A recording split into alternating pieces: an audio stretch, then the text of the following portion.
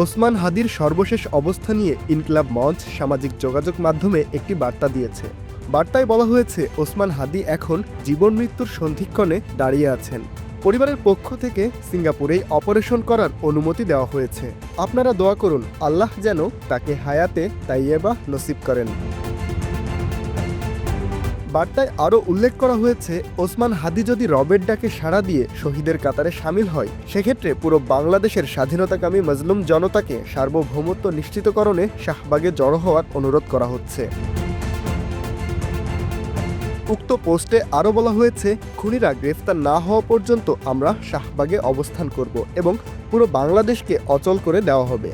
খুনি যদি ভারতে পালিয়ে যায়, সেক্ষেত্রে ভারত সরকারের সাথে আলোচনা করে যে কোনো মূল্যে তাকে গ্রেফতারপূর্বক ফেরত আনতে হবে।